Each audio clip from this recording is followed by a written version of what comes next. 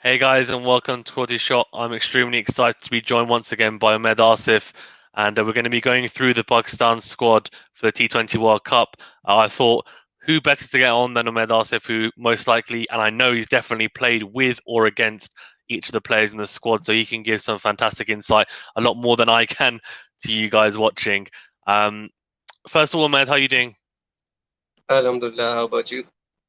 Alhamdulillah, all good, all good. I know you started camp and you're going through the hard yards now, so yeah, all the best with that, and inshallah, hopefully pays off. I'm sure it will come the season as well. Obviously, the PSI didn't happen too long ago as well, so I know you. I was definitely watching, keeping a close eye on you. Performed really well, so that was good fun. I know obviously you got broken into two bits, but very good. And obviously you played in the UAE, right, which is where the World Cup's going to be, so you'll be able to give some very good insight as to where it is. The second half was in the UAE, anyways. Yeah, yeah. First half I know was in Yeah, Pakistan. Yeah. yeah, So it was. obviously, Unfortunately, with COVID, that's a norm now. exactly. Yeah, exactly.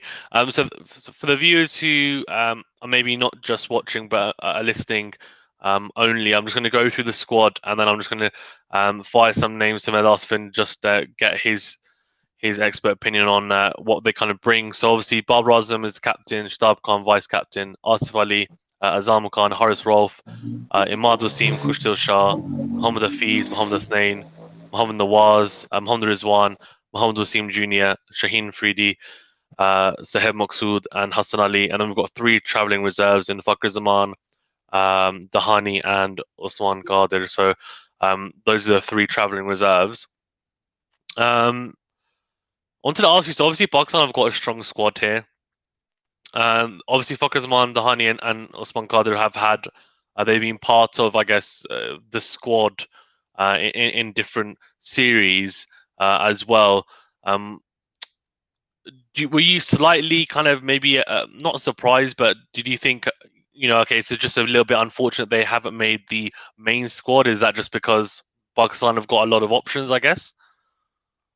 Probably because with Babar and Rizwan in great form, Mm. we need to push Fakar down the lineup, which Yeah. is unfair to Fakar as well because he's been a very good performer.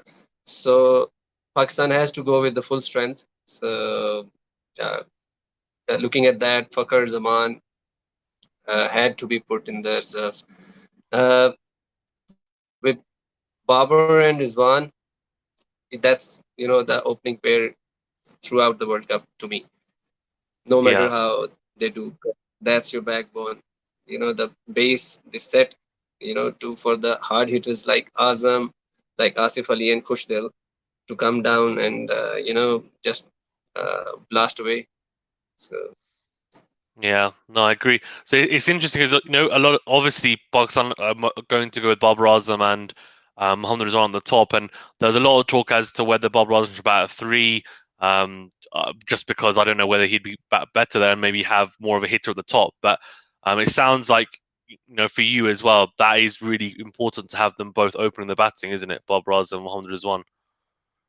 yeah, true. Because in the middle order we've got you know great guys like Hafiz Bhai, Sohaib Maqsood, Asif Ali, Azam Khan, Kushdil Shah. Although Asif Ali and Kushdil haven't, performed to their potential in the international, but I think they're gonna be, match winners uh, in UAE.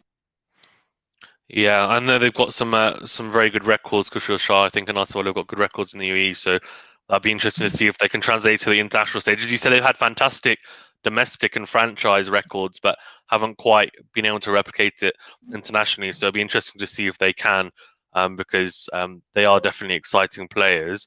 How important is kind of just touching and just finishing on that Bob Raz and Mohammad Rizwan partnership? How important is it for them to score runs? Because um, I feel like at the top of the order, it's really important that Pakistan get off to quite a good start to kind of help momentum. Do you see it that way as well? Uh, the start for in the T20, the you can see the averages of the opener and the early middle order are on they've got the best averages in T20.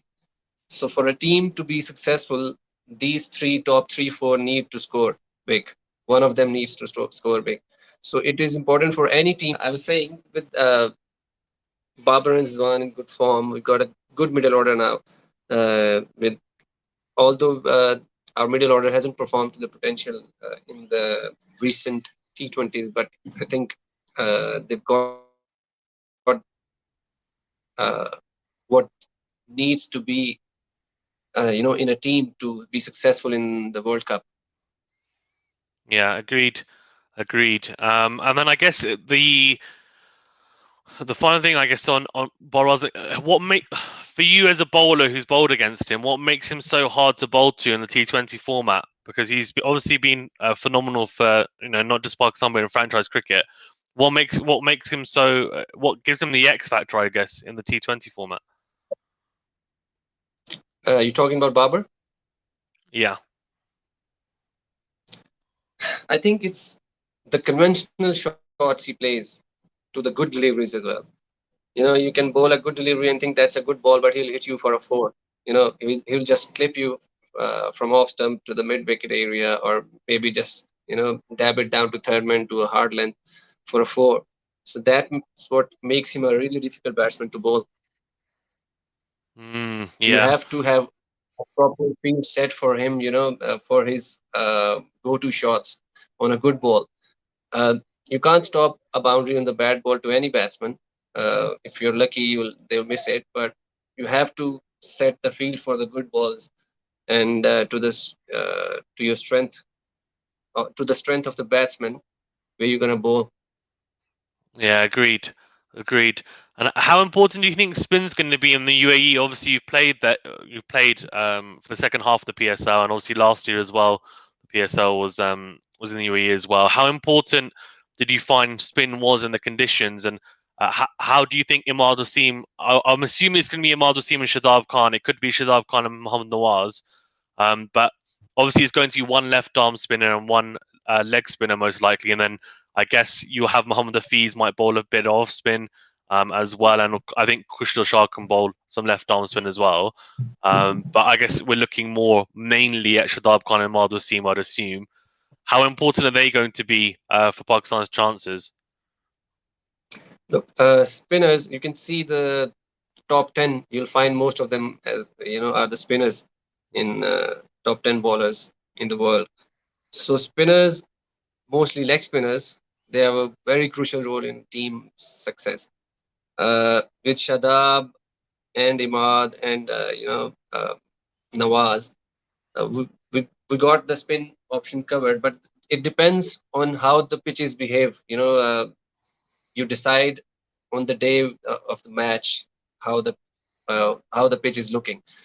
In the second leg of Abu Dhabi second leg of PSL 6, the pitches were different from what we expected. They were a little spongy, or hard length was really kicking. So it was different, but it's going to be different in I think October.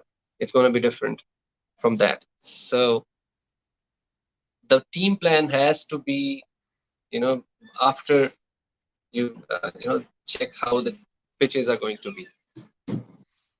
Yeah, agreed. Because it's interesting because that second half, the seamers like yourself had quite a bit of success on that kind of good length and kind of bowling cutters, and it just would stick into the pitch, wouldn't it? And it was quite hard for batsmen to get away. And we saw some low-scoring matches, which was more of a surprise, I think, than anything. But as you said, I guess conditions, we'll see whether it's. I assume it might be a little bit more spin friendly, but it'll be interesting to see. But hopefully, I'm assuming Shadab Khan will be more of a wicket-taking option. And Marvel seems normally quite tight with his economy and ties down batsmen. So hopefully they can both do it. And then I guess to touch upon Mohammad Hafiz is an interesting one for me. I feel like he's quite important for Pakistan's chances to win. So he had a fantastic 2020 in the T20s, and then and actually 2019 and 2020. This year, though, he hasn't quite found the form that he had in those last 2 years. Do you think it's obviously that happens as a batsman? You kind of you you kind of ebbs and flows your form. But I'm assuming you probably think he's quite crucial to Pakistan. I mean, if he performs well, I think we've got quite a good chance. But that number 4 spot and the way that we know he can bat is going to be crucial, I think, for Pakistan's chances. Yeah, it's going to be crucial because if we bat Sohaib Maqsood at number 3, we've seen him, perform in PSL and National T20. With his, I I've talked to Sohaib, and you know he he people think that he's a hard hitter, but Mm. I've seen him. I've played with him. I've seen him play as well, and I think he times it really well. Yeah. He's got power in his wrist. Wherever he aims, he just goes for it. So Mm. with number 3 and then Hafiz Bhai at number 4, that's going to be our crucial positions. And Hafiz Bhai, I've seen, the T20s he failed in. I think he was a bit unlucky with the shots going straight to the fielders. Wherever he timed it really well, or he cut, straight to the point field or something like that, inside edge. So he was being unlucky, but you could say, yeah, obviously you need 1 innings to get back into the proper form and you get the confidence. It's all about the confidence to me. Mm. Yeah, I agree. Confidence seems to be key, doesn't it, to players going into it, for sure. And then I guess on the bowling front as well. So I mean, how Shaheen Afridi, obviously, Hassan Ali, Haris Rauf, Mohammad Hasnain, these guys are going to be really crucial as well. They can all bowl quick and they can all get wickets. How important do you think? For me, I mean, I don't know what you think, but I feel like Shaheen Afridi and Hassan Ali obviously a bit more experienced in this format, in terms of internationally for Pakistan. How important do you think they're going to be in the UAE? Look, our bowling attack, you can see every bowler is different from the other. Everyone has a different variety what he can give for the team. Like Hassan Ali, he will be, he'll just go according to the pitch. He'll just straight away start with the cutters as well. He can bowl good yorkers, very good variations.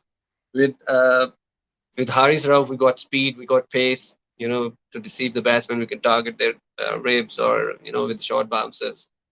And with Shaheen, you know him. He's gonna get you a wicket in the first 2 overs, definitely, because he's always attacking the stumps in the first 2 overs. So I think we've got a really good bowling attack here. They've got experience from PSL, and obviously the young guys like Mohammad Wasim Jr. I think he's going to be a surprise package as well. Mm. What does he bring for people that are not as familiar with Mohammad Wasim Jr.? What does he bring as a bowler? He's very deceptive with his skiddy pace. So he's got a very good bouncer, accurate skiddy bouncer, because he's more like Malinga, uh, bowling from the side. So his the ball his ball, the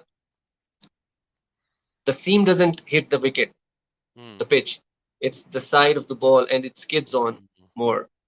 So that's where he's deceptive, and with if when he bowls full, he's accurate with his yorkers in the end. Mm.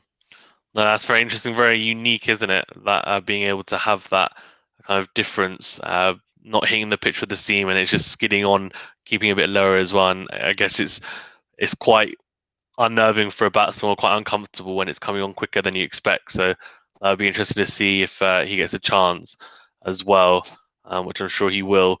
And then I guess finally, from your perspective, if we put the selector hat on you and say you're the selector for the T20 World Cup, what 11 are you going to pick? That's a difficult one. Right. So I'll start with the bowling first then. Shaheen, Hassan Ali, uh, then Hasnain slash Mohammad Wasim Jr. and Imad Wasim, then Shadab. So that's our 5 bowlers and all rounders, right? So that's 5, and then we come to Rizwan as opener, Babar as opener. I'll go with Suhaib as one down, Hafiz Bhai as on number 4, and then so we got 5 and 4, 9. We got 2 options left. Then I'll go with Azam, Mm. and then we could, depending on the opposition, if they have the left arm spinners or leg spinners, we can go with Pushtil, or if they have got off spinner or something, we can go with Asif Ali. Very interesting. So I think you've got Babar Azam, Mohammed Rizwan, Saheb Maqsood, Mohammed Hafiz, Azam Khan, and then either Kushal Shah or Asif Ali, depending on the opponents. Then Yeah, Shadab Khan, Imad Wasim. I think it'll probably be Hassan Ali, Shaheen Afridi, and Mohammed Hasnain / yeah, Mohammed Wasim Jr. You've gone for. So that's a yeah. that's quite similar to what I would have gone with as well. To be fair, what does Azam Khan bring? Actually, we didn't mention him. Obviously, very young and still quite raw. What does he bring to the squad? Who are you talking about? Azam Khan. Azam Khan. Yeah. Uh, I saw him first time in 2015 when I was playing uh, Ramzan Cup in Karachi. And first, when I with his first look, I thought, how is he playing? But when he started hitting the ball and his agility in keeping, I was really surprised, and I became his fan right there. And with over the years, he has improved. With his hitting more, and he's got more agile. So he can hit you know a boundary anytime. He's very good against spinner. He can you know just time the fast bowlers for a 6. So that's what we need in T20s. We need a very good striker in the middle, and you know the opposition needs to be threatened by the middle order batsman who is coming next, and when they know he can hit a 6 anytime, they are always on the back foot. I agree. That's he's definitely very exciting, isn't he? So interesting to see how he does. And then lastly, your prediction for the World Cup and maybe a dark horse. Obviously, I'll always go for Pakistan in the final, and uh, I would like India to be in the final, Okay. so we can, not make the mistake of 2007, and and the dark horse is going to be Afghanistan probably. Mm. Yeah, they've got very good spin attack, haven't they? And they've got hitters at the top now, so they are.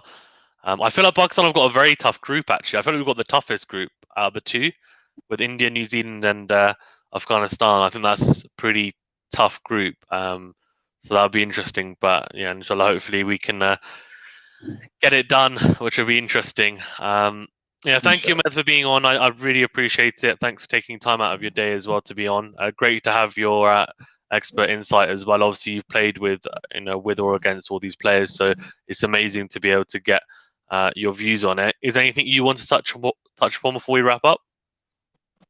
No, just support our team. It's the guys who are representing here are there for a reason. So we need to support them no matter what. No matter what you think of the selection or anything, these are our World Cup squad, and inshallah they're gonna win it for us. No, well said, well said.